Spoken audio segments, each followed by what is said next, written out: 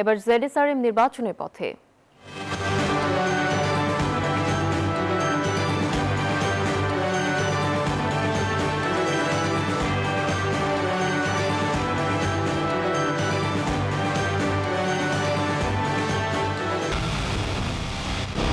পুরো দেশের মুখে হাসি ফোটাতে নিজেকে হতে হয় স্ট্রং, আর মনোবল হতে হয় স্পার্ক জিরো। জেডএসআরএম 25 বছরের পথ চলায় নিরাপদে রাখার প্রত্যয়ে। আপিলে প্রার্থীতা ফিরে পেলেন না চট্টগ্রাম ৯ আসনে বাংলাদেশ জামায়াতে ইসলামের প্রার্থী AK-এম ফজলুল হক। দ্বৈত নাগরিকত্বের কারণে তার মনোনয়নপত্র বাতিল করে নির্বাচন কমিশন। এদিন সুনামগঞ্জ ৫ আসনে জাপা প্রার্থী জাহাঙ্গীর আলম সহ আরও বেশ কয়েকজনের আপিল নামঞ্জুর হয়েছে। প্রার্থিতা বাতিল হয় ইসির বিরুদ্ধে অভিযোগও করেছেন প্রার্থীরা। প্রার্থিতা প্রত্যাহার করেছেন চট্টগ্রাম ৫ আসনের স্বতন্ত্র প্রার্থী শাকিলা ফারজানা। সকালে রাজধানীর আগারগাঁওয়ে নির্বাচন কমিশন ভবনের অডিটোরিয়ামে এই শুনানি শুরু হয়, চলবে বিকেল ৫টা পর্যন্ত। মোট ৬৪৫টি আপিলের নিষ্পত্তি হবে ১৮ জানুয়ারির মধ্যে। প্রার্থিতা প্রত্যাহারের শেষ তারিখ ২০ জানুয়ারি।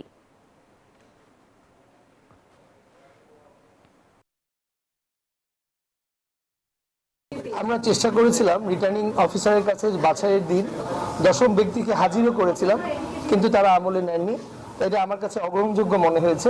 নির্বাচন কমিশন আমার তা গ্রহণ করে আমাদেরকে গাজীপুর ১-২ আসন নির্বাচন করার জন্য আজকে বৈধ ঘোষণা করেছেন। হ্যাঁ, ওনারা দেখছেন বলে এমন মনে হচ্ছে না। ওনারা তো খালি বলেছেন স্টেটমেন্ট না, ঋণ বিবরণী। আমি কিন্তু ঋণ বিবরণী নিয়ে আসলাম, ওনারও দেন নাই ঋণ বিবরণী। যেহেতু আমি এর আগে আমি ক্লোজ করেছিলাম নাম বুঝতে। 10 জনের স্বাক্ষরের 9 জন ঠিক আছে, একজন স্বীকার বলে করেছি, সেটা আমি প্রুভ করেছি, সে আমাকে স্বাক্ষর দিয়েছে, সেটা প্রমাণ দিয়েছি, আমাকে ইনশাল্লাহ বৈধ হয়েছি। অ্যাপিলেও তারা যেহেতু CLN নাই, সেজন্য তারা অ্যাকসেপ্ট করে নাই। কিন্তু আমার জানা মতে এই শুধু অ্যাপ্লাই করে বিএনপির অনেক প্রার্থীকে তারা বৈধতা দিচ্ছে। দর্শক, এই বিষয়ে বিস্তারিত আরো তথ্য নিয়ে আমাদের সঙ্গে যুক্ত হচ্ছেন সহকর্মী সামিয়া মাহতাব রোজা। রোজা, আমাদেরকে জানাবেন এখন পর্যন্ত কতজনের মনোনয়ন বৈধ ঘোষণা করা হয়েছে?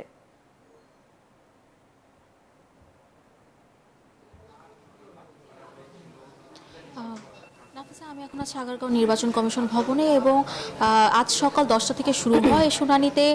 দুপুর 12টা পর্যন্ত একটি পর্ব শেষ হয়েছে এবং দুপুর 2টা থেকে এখন আবার নতুন করে শুনানি শুরু হয়েছে। দুপুর পর্যন্ত আমি বলতে পারবো যে 36 জনের শুনানি সম্পন্ন হয়েছে, যার মধ্যে 19 জনের আপিল মঞ্জুর করেছে এবং 13 জনের প্রার্থিতা বাতিল করেছে। এবং তার মধ্যে আরেকটি বিষয় জানিয়ে যে এর মধ্যে অনুপস্থিত ছিলেন একজন, যিনি সকাল থেকে অনুপস্থিত, এখন পর্যন্ত উনি হাজির হননি, এবং তার পাশাপাশি প্রত্যাহার করেছেন একজন, এবং অপেক্ষমান রয়েছে আরও দুজন প্রার্থী, যাদের বিষয়ে আরও একদিন সময় বাড়িয়ে দিয়েছে। তারা আগামীকাল বা তার পরের মধ্যে তাদের সময় ধরে দিয়েছে, যার মধ্যে তারা আবার তাদের মামলার জন্য তাদের যে কাগজপত্র সেগুলো নিয়ে এসে তারা হাজির হতে পারবেন এবং এরপর তাদের প্রার্থিতা নিয়ে জানানো হবে বিস্তারিত। এবং আরেকটি কথা জানিয়ে রাখতে চাই, আজকে অনেক প্রার্থীরাই যারা প্রার্থিতা ফিরে পেয়েছে তারা যেমন সকল কাছে শুভকামনা চেয়েছেন, তারপরেও তাদের লেভেল প্লেইং ফিল্ড নিয়ে একটি সন্দেহ রয়ে গেছে। এবং তার পাশাপাশি অনেক প্রার্থীরা যারা প্রার্থিতা ফিরে পাননি, তারা অনেকে অভিযোগ করছেন যে তাদের বিরুদ্ধে আসলে ষড়যন্ত্র করা হয়েছে অ্যান্টি পার্টি থেকে। এবং আরেকটি বিষয় বলছে যে লেভেল প্লেইং ফিল্ড নেই এবং আরেকজনের প্রার্থিতা দ্বৈত নাগরিকত্বের জন্য বাতিল হয়েছে, এরকম অনেক প্রার্থী আছে। এবং আরেকটি বলতে যে কিশোরগঞ্জ 5 থেকে 2 জন প্রার্থী দাঁড়িয়েছেন, যারা একে অপরকে কিছুটা দোষারোপ করেছেন। যেমন একজন বলেছেন যে তাকে আসলে এখানে মবতন্ত্রের জন্য রিটার্নিং কর্মকর্তারা সঠিকভাবে সিদ্ধান্ত নেননি, এবং অনেকে বলছেন যে রিটার্নিং কর্মকর্তারা তাদের পিছনে এর আগের নির্বাচনে তারা যে ভুল ত্রুটি করেছিলেন সেগুলো ঢাকার জন্য তারা বর্তমানে অনেক দলকে তারা এরকম সেবা দিয়ে যাচ্ছেন, যার কারণে এতগুলো আপিল এসেছে। এবং আমরা আরও কিছুক্ষণ পর আরও বিস্তারিত জানবো। আজ বিকেল 5টা পর্যন্ত এই শুনানি চলবে। এই ছিল আজকে আমার কাছে এখন পর্যন্ত আগারগাঁও নির্বাচন কমিশন থেকে সর্বশেষ তথ্য। ফিরে যাচ্ছি স্টুডিওতে। রোজা, আপনাকে ধন্যবাদ আমাদের সঙ্গে যুক্ত হবার জন্য।